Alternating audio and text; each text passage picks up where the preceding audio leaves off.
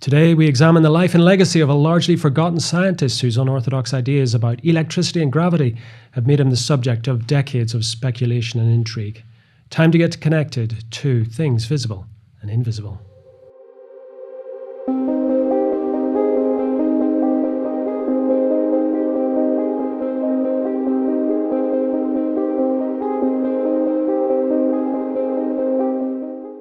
Paul Schatzkin has been described as a visionary, a serial entrepreneur, internet pioneer, as well as an author, a guitarist, and a songwriter. During the last 2 decades, however, he has been researching and writing 2 biographies of obscure, perhaps unfairly forgotten scientists from the 20th century. And he joins me down the line from his home in Nashville, Tennessee. Paul, welcome to Things Visible and Invisible. Hello, Sean. Thanks for having me on. It's great to talk to you. Paul, you've written a book about the boy who invented television. I mean, everybody knows who invented television. I think it was invented here in London. Where's this boy coming from? Well, the boy is coming from Rigby, Idaho in the United States, and it doesn't surprise me that coming from the UK, you would believe that a man named John Logie Baird had invented television, because that is the lore that has been handed down through the decades in Britain. But let's just be charitable and say it's a much more complicated story than that. Well, let's start at the beginning. Who is this boy? I mean, when was he born? Philo T. Farnsworth was born in Beaver Creek, Utah, in very rustic conditions in the summer of 1906. And he was exposed to a little bit of technology, began to understand as a child and as a teenager that the big changes that were happening in the world were the result of modern invention. And shared with his father at a very early age his hope that he had been born an inventor, recognizing that was the kind of gift that came from some kind of divine inspiration. That one just doesn't decide that he's going to be an inventor. He's going to need some kind of unique perspective in order to bring new things into the world. So the way he expressed it to his father, expressing a spiritual quality that he carried all his life, was that he hoped he had been born an inventor. Wow. I mean, and as he read about the state of technology in, let's say, the 19-teens, when we had radio and motion pictures, it seemed like it would not be long before motion pictures and radio were blended into some kind of way to send moving pictures through the air. And there was a lot of speculation about that happening soon and attempts to make that happen. And so he kind of made a conscious decision at one point that if he wanted a career as an inventor, television might be a good thing to invent to launch such a career. Now, Paul, there's an awful lot in what you just said, and it's very, very fascinating and very, very intriguing. But let's go back a little bit. I mean, tell me a little bit about Philo's family background. I mean, did he come from a sort of family of inventors and engineers? Not at all. He came from a family of farmers and hard scrabble, living off the land people from rural Idaho and Utah. It was a big deal when at the age of 11, his family moved from Utah to a farm in Idaho. Now, I'll add that what we're talking about here is what's known in America as the community of the Latter-day Saints, the Mormon Church. Yes. These were all people that were involved in the Mormon Church, which had found its roots in the area around Salt Lake City in Utah. Yeah. So they were very much part of the Latter-day Saints religion. So what you're saying is he came from humble background, a very religious background. Very humble background, yeah. But where did this idea of the sort of visionary inventor come from? Was that something, I mean, was that a kind of Mormon thing? Not at all. The ideas that he began to explore, it really started for him when he was at about 11 years old, and the family moved from their homestead in Utah to his uncle's farm in Idaho, outside of a town called Rigby, Idaho. And there is a scene described in the book whereas the family of rustic covered wagons pulled by horses with all of their belongings in the wagons and chickens following them. When they crested the hill overlooking the new property, the first thing that 11-year-old Philo saw was there were wires connecting the buildings. Right. And he recognized immediately, this place has electricity. And that really is the beginning of his fascination with a fundamental force of which he became one of the masters over the course of his life. Oh. Just seeing the wires strung between those buildings. So did he go then through some form of formal education? I mean, did he go to university and study this sort of thing, or was he autodidact? I was largely an autodidact. He did not have regular access to conventional education. Now, my contention is that actually served him, because if you spend too much time in orthodox educational circles, you learn everything that is already known. That makes it harder to find the things that are unknown. Yeah. And that's the origin of invention, is finding things that are unknown.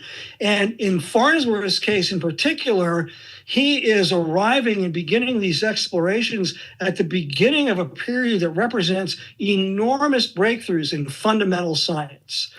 I like to point out that it is not an accident of fate that Philo Farnsworth was born in 1906, because the ideas that revolutionized the world of science were introduced by Albert Einstein and his colleagues beginning in 1905. So Philo Farnsworth is born into a world that had never not known relativity and quantum mechanics. Right. And because he was raised fresh in that kind of native environment, he was able to find the knowledge and the information that we really needed to have a technology like video. Fascinating. So talk to me a bit about, I mean, he was, presumably he worked on the farm, he helped his family. I mean, at what point was he allowed or able to start to pursue his own studies in this regard? He arrived in Rigby as a freshman in high school, but he talked his way into the senior science classes. And then he found a mentor in the form of the science teacher at Rigby High School named Justin Tolman. And it finally reaches the point where Justin Tolman offers to tutor him after class, because he's so far ahead of all the other kids just by virtue of his native ability. Yeah. Now, what education he had really came from things that he was able to find on his own. In particular, because the farm that they moved to in Rigby had an electrical generator and the early forms of electrical science available, he found in the attic a trove of books like Popular Science and Science and Invention. And it was probably there that he first encountered the idea of television, which was already being discussed in the period that we're talking about, which is the period right after World War II. And that's kind of when the first attempts to make something happen in the way of transmitting a live moving picture image began. It was around the early 1920s. So he would have encountered that idea and gotten this notion that would be a good thing to invent, to launch a career as an inventor in the early 1920s. So he has availed himself to the science of Albert Einstein. He is familiar with the 4 papers that he wrote, which perhaps we'll get a chance to talk to a little bit later, because that specifically explains why the invention was so unique in its time. And he begins the efforts that were being conducted to try to transmit a moving image in the early 1920s were very mechanically based. And this brings us back to the subject of John Logie Baird, whose inventions were very mechanical. They involved electric motors and spinning discs to try to tear an image down into its component elements to convert into a stream of electricity. Farnsworth recognized at an early age that those mechanical systems would never be capable of the velocities required to transmit the kind of image that you and I are looking at right now. Yeah. Well, just so he begins to apply what he's learning in the background. He learns about electrons, magnetic deflection, and cathode ray tubes. And these are the elements that he's thinking about as he's thinking of trying to find a way to create a video image. But I mean, the other thing which is running alongside this, Paul, is of course radio. Because Right. I think the first radio attempts were around about the time that Philo was born. That's right. And certainly by the late teens, early 20s, by 2021, you had commercial radio in the United States. That's right, yeah. And radio was this, it was the thing of the 1920s, as much as motion pictures were. So so he's a young man who's kind of observing what's taking place around him. He's obviously, would you describe him as a genius? I mean, he's sort of some kind of genius when it came to... I think, given the common use of the term genius, as somebody of a highly elevated intellect, that he was certainly a genius. Right. And it's not just that he was a genius in the way that we usually think of those terms, but that he was blessed, for lack of a better word, at a very young age with a very unique perception of the fundamental forces of the universe. Right. And those are the forces that he brought to bear when he began to think about trying to invent a way to use the properties of relativity and quantum mechanics in a television system. But I mean, I'm struggling a bit here, Paul. You'll have to help me. Sure. Because I can understand somebody being interested in the radio and radio transmission and how cutting edge it must have been. I can understand as well somebody being interested in motion pictures, and again the sort of how this was amazing of its time. But it takes a bit of a leap and a certain type of individual who starts to fuse motion pictures and radio transmission and considers it as a medium, as a possibility, when I know there was talk of television. But this is a huge leap forward for a young man that probably hasn't left Idaho. He hadn't left Idaho, and he was still a freshman in high school even during the more summer of interesting. 1921 when he's trying to put all this together. He's 14 years old. 14. So what does 14. does he put it simply down to divine inspiration? Was that his rationale for this? I'm very enamored. In fact, the quotation, the epigraph that opens my book is a quotation from a man named Albert Szent-Györgyi, who was a Nobel laureate in chemistry in, I think, the 1930s. And what Szent-Györgyi said that is applicable here is, discovery consists of seeing what everybody else has seen and thinking what nobody else has thought. I like it. And that by itself may be the quality that defines genius, is the ability to see the assembled knowledge that is already available and see what's missing. And then being able to bring that missing element to the table. And literally in this case, to a workbench where he was able to demonstrate a principle that occurred to him while plowing a field in the summer of 1921. So remind us, Paul, how old was Philo at this point? He's 14 years old. He's 14 and he's demonstrating television. And he gets this is another one of the interesting aspects of this story is television is a kind of a hot concept. And all of the big companies realize that it's going to be the next generation of communications that follows radio. Mm-hmm. And so they all want to try to get on the ground floor and get a leg up in the field. So that's why they're conducting these elaborate, if you're familiar with the idea of Rube Goldberg, the thing that does a thing that does a thing that does a thing to produce a result, that's in America, we know that as a Rube Goldberg concept. And that's what all these things were, including, forgive me, what John Logie Baird was developing. It's a very Rube Goldberg kind of concept. Farnsworth recognized at an early age that the ideas that had been introduced at the turn of the 20th century, relativity and quantum mechanics, were going to be what was required to make the giant leap into effective video communications. He knows all this. at a very early age. So are you suggesting, Paul, then that the theory of relativity helped create television? Okay, I hope we have enough time for me to do this. I'm going to ask you a question now, Sean. Do you know what Albert Einstein was awarded the Nobel Prize for? No, I don't. Okay. Usually when people are asked that question, what Einstein is most known for is relativity and E equals mc squared. Correct. And maybe if we have time, we can talk about Robert Oppenheimer and the movie that was made about him. But here's what people don't know. Einstein wrote 4 papers in 1905 that transformed the landscape of modern science. The first paper that he wrote was on the photoelectric effect, which is the process by which light becomes electricity. That paper, where light is described as partly particle and partly wave, lays the foundation for all the quantum mechanics and relativity that comes after it. He writes 3 more papers that year, culminating with the E equals mc squared. So all of the science that the 20th century was built on began with the photoelectric effect. And that's what Einstein was awarded his Nobel Prize for in 1921.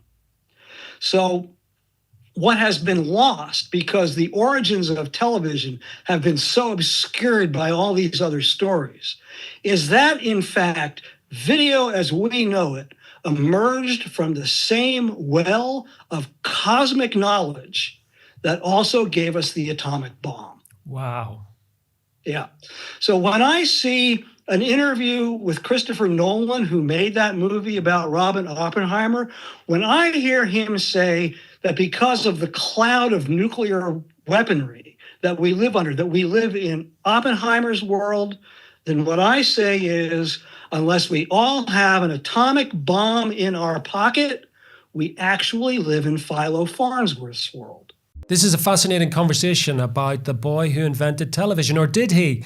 This is a disputed claim, but our guest, Paul Schatzkin, has written a book, and he suggests that perhaps a farm boy in Idaho was the man who really invented television. And to help him do that, he employed no less than the theories of Albert Einstein. Paul, you were talking to us about the fascinating links, or the swirling scientific advances that were happening at the start of the 20th century, and Right. how our hero, the farm boy Philo out in Idaho, was ahead of the game. He was already a visionary, already seeing things, linking things. Just recap for anybody, remarkable young man. He's born in 1906. Philo T. Farnsworth is born to a family of farmers in Utah and Idaho. At a very young age, he begins to see what technology is bringing into the world. He tells his father he wants to be an inventor. He learns of the earliest attempts to make television happen, decides that television would be a great thing to invent, to launch his career as an inventor, and then proceeds to educate himself on the things that he will need to make that possibility a reality. And he has an inspiration in the summer of 1921. Later, the next year, in the spring of 22, he draws a sketch for his high school science teacher of the idea that occurred to him that previous summer. And every video screen on the planet, including the ones we are looking at now, can trace its origins to that sketch. And just to remind the audience, this is a teenager. He's 14 years old when he gets the idea that makes video possible. Okay, so that's absolutely, I mean, that's slightly mind-blowing. I was going to say, what's mind-blowing is that it is one of the epic breakthroughs of the 20th century, and we have no knowledge of it or of the person who was responsible for it. Well, just let's bring the focus out a little bit here, Paul, Sure. because you're absolutely right. You've alluded to it already in this interview. Other people have claimed that they invented television, and it's a disputed claim, I know, but other people have certainly gone into the encyclopedias as the inventor of television. What other things were happening in the world? I mean, was there a kind of race at this point to invent television? Were there other people who were equally as poised as Philo, or was he out ahead? two answers to your question. So the first is yes, as we get into the mid 1920s, the prospect of television is a foregone conclusion. Right. And we have patents in the field of sound-only radio that are nearing their expiration. Patents have a limited time frame, 17 years in the United States. I don't know what it is in Britain. And once those patents have run out, then the companies that are benefiting from them need to have a foothold in whatever comes after that. Right. And so there is indeed a race to be the first to get patents for television. Now, here's the thing, the other answer to your question, which is so intriguing to me. Philo Farnsworth gets an idea for the first workable television camera tube in the summer of 1921. That's the sketch that he draws for his high school science teacher. Now, to him, coming from his perspective on this science and technology, it seems kind of obvious. He worries every day that he's going to open up one of these science magazines like Popular Science or Science and Invention and read that somebody else has got the same idea. Do you know how long it was? 6 years before he was able to get enough funding to begin to build a laboratory model and apply for patents. 6 years is how far ahead of the rest of the pack, how much he led that race when he finally produces an all-electronic video picture in the late summer of 1927 in San Francisco. And just to give us a sort of comparison, when was John Logie Baird roughly? When was he operating here in London with television screens? It's during the same period. Yeah. I think Baird did his first transatlantic transmission and began selling his televisor kits in about 1926. Right. And these are devices that use an electric motor to spin a disc that's perforated with holes. And as each hole goes past a portion of the image, that's converted into an electrical signal and eventually a stream of electricity that's reproduced on the receiving end. But that's never going to go fast enough to produce a coherent image. But Baird is doing that with as much success as anybody was going to have around 1926, which is by way of saying that Baird had the very best jalopy when what we needed was a Ferrari. And that's what Farnsworth came up with, was the Ferrari version. Was there any... Farnsworth gets some funding in 1926. He's given a year and $25,000 and the use of a laboratory in San Francisco, and he begins fabricating what he calls the image dissector tube, which is the device that makes video, as we've come to know it, possible.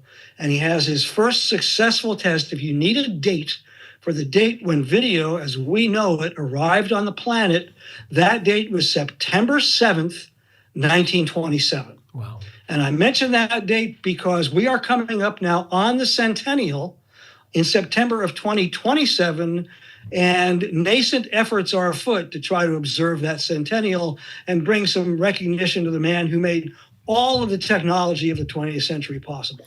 Well, it does beg the question then, Paul, and there's an awful lot in this, and people are going to have to read your book to find out all of this information, but it does beg the question why he was, I don't know if it's too strong a term, but he was sort of airbrushed out of the history of television. I mean, yeah.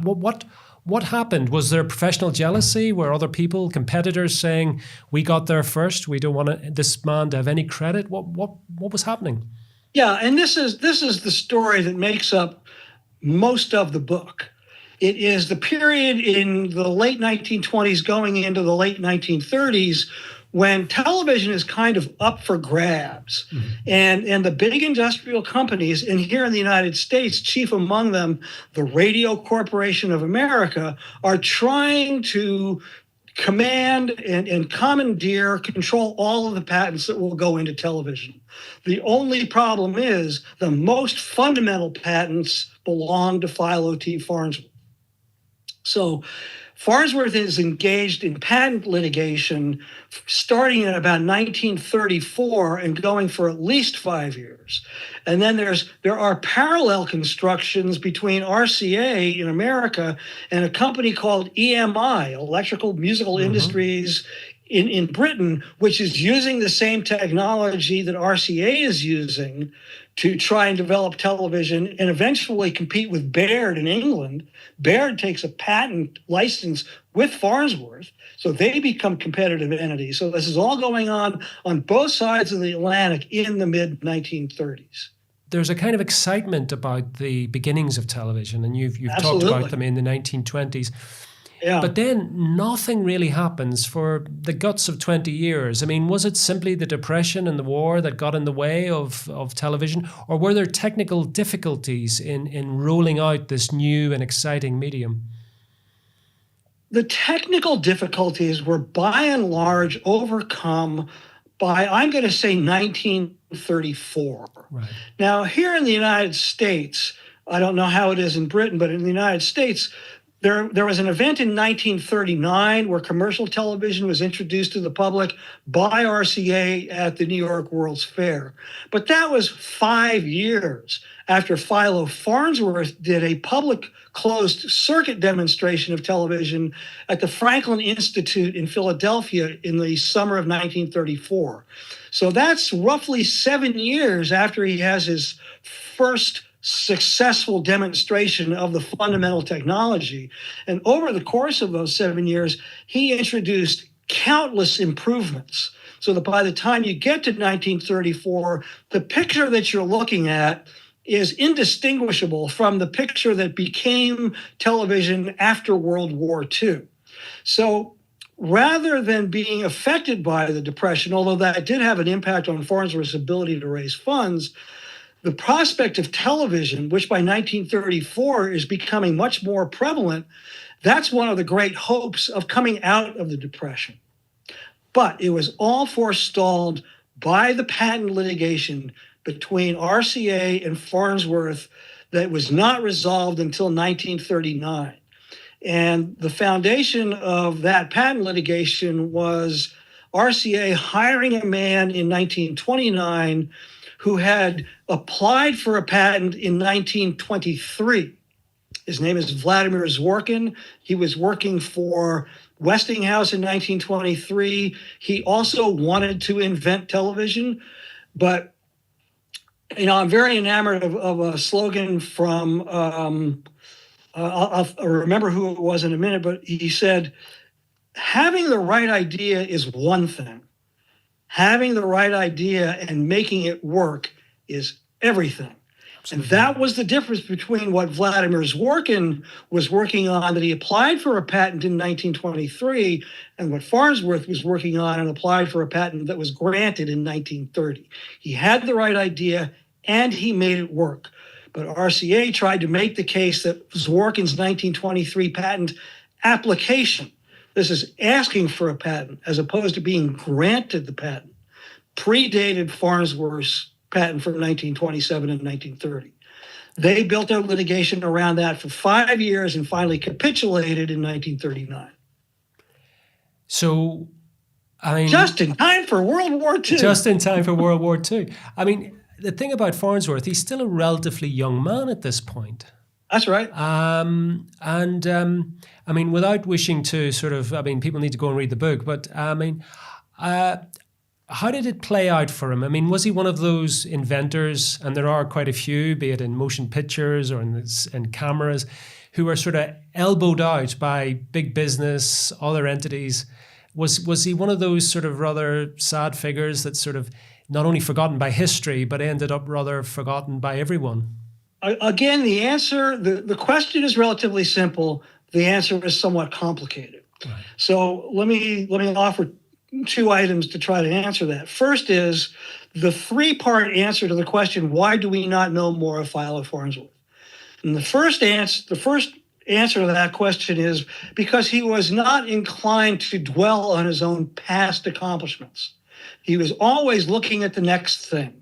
And was not one to blow his own horn regarding the things he had done in the past. Right. So cast that against the fact that there are countless, as we've discussed a couple already, what I like to call pretenders to the throne. There were countless others who wanted the world to say, I invented television. Totally. And we've talked about two of them already. We don't need to rename them again. So he's stepping aside, working on other things, and others step in to take that mantle. But the real reason we're not more aware of Philo Farnsworth is because he lost his company in 1949. There was no company to survive him and carry the story into future generations. Right. Because the company did really well during World War II, but faltered on account of taking on too much capacity and was sold out in 1949 to a company called ITT, International Telegraph and Telephone, and eventually swept under the rug of that larger corporate umbrella. But here's the best part. By that time, he has already begun to open up an entirely new vista. And this honestly was the thing that got me hooked on the Farnsworth story in the first place. Farnsworth, between 1947 or 48 and 1965, developed a process for controlled nuclear fusion. Wow. So as much as he was weakened by the patent interferences and needed to recover his health, he had already digested everything that he had learned in the 1930s. We're talking about a man who knew more about the quantum forces of the universe as anybody who showed up at Los Alamos in 1942. And he turned his attention in an entirely different direction to finding the answer to the riddle of how do you bottle a star. Wow. That's incredible.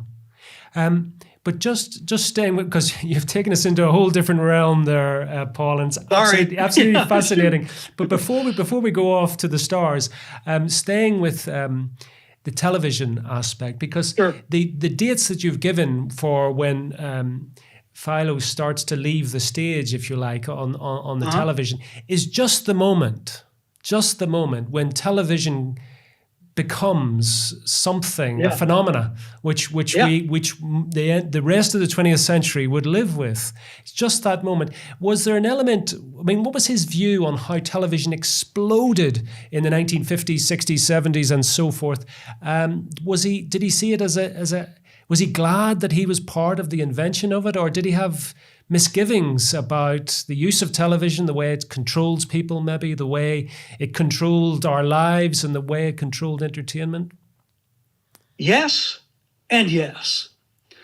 He did express misgivings over the way that commercial television programming evolved. And there's a story in the book of the moment when he got up out of his chair and he very dramatically switched the television off and never turned it on again. And he would tell his kids, there's nothing in this that's good for your intellectual diet. Right. So he did have misgivings, not about the invention itself and its potential, but about the way it had been commercialized and the way it was being used as part of popular culture and the dissemination of commercial interests. However, the story has a very happy ending because throughout his life, he believed firmly that he was a part of the generation that was going into space. And that was one of the reasons why he developed a nuclear fusion process, because he thought that would serve a purpose in interstellar space travel. So for the sake of our story here, we will simply fast forward to July of 1969, when Apollo 11 lands on the moon. And he learns from his inside sources that the television tube that has been mounted inside the lunar lander is actually a very modernized version of the tube that he introduced in the 1920s, the image dissector tube. The tube that was described as having everything that it needed and nothing that it didn't need, and thus was perfect for a mission like taking something lightweight and effective to the surface of the moon. So he knows that his technology is on for the voyage. And he and his wife, her name was Elma Gardner, her nickname was Pam, they sat in their living room in Salt Lake City and they watched as first the camera is deployed from the side of the lunar module in Tranquility Base. And then as he sees Neil Armstrong climb down the ladder and set foot on the surface of the moon and say, this is one small step for man, Philo Farnsworth turns to his wife and says, this has made it all worthwhile. Wow. That is incredible. I'm going to ask you about your book in a moment. Has anybody in Hollywood approached you about making a film of this? Well, that again is the irony in this whole story for me personally, because I got sucked into all this back in the 1970s when I was working in the television industry in Hollywood and thought that I would be able to launch some kind of a career as a TV producer by bringing this story to television. And here we are 50 years later, and that still hasn't happened. It's a great, great story. And the other thing, I mean, we've just touched on it, Paul, and you've done a wonderful, intriguing job of exciting our imagination. But there is so much in this story. We've gone from a farm in Idaho to the moon, and it's all linked with our central character in the middle and his amazing visionary genius around television. Amazing. I know you've written other books about obscure scientists. I would love to have you back on at some point, Paul, to talk about some more of your researches. This is absolutely fascinating. But for now, tell people where they can find out more about your book and pick up a copy and learn about perhaps the boy who did invent television. He did indeed. The website that I've been running for Philo Farnsworth is farnovision.com. And that's from a story I was talking to an agent in the 1970s. And he said, well, if television was invented by somebody named Farnsworth, why don't we call it Farnovision? So you can find much of what I've written about Philo Farnsworth at farnovision.com. The book is in general circulation. The easiest way to get it is from whatever is your preferred online bookseller. And if you want to get it from a physical bookstore, it is available. It has physical distribution around the world as well. Wonderful. I love the sound of Farnovision. It sounds like a television channel about to happen. Paul, it's been absolutely fascinating talking to you. You're a man who has done an amazing amount of research and brought this forgotten scientist to the fore, and we thank you for that. And thank you very much for coming on Things Visible and Invisible. Thank you. It's always a pleasure to talk about these things.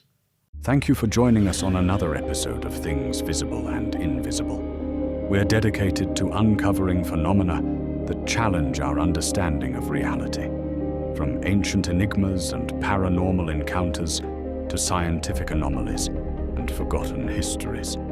If you enjoyed this journey into the mysterious and unexplained, please consider subscribing to our channel and hitting the notification bell to stay updated on future explorations. Have a personal experience or story that aligns with our investigations? We'd love to hear from you. Visit our website at tvi.show and reach out through our contact form. While we can't feature every submission, we review them all, and your story might be featured in an upcoming episode. To support our continued investigations, please consider becoming a Patreon supporter or channel member. Your contributions make these explorations possible and give you access to exclusive content, early releases, and monthly behind-the-scenes discussions with our team. Don't forget to check out our merch store. We've got everything from TVI-branded t-shirts and hoodies to stickers and coffee mugs, perfect for showing your support while keeping the mysteries close. Thank you for watching, and we'll see you next time as we continue to explore the things visible and invisible.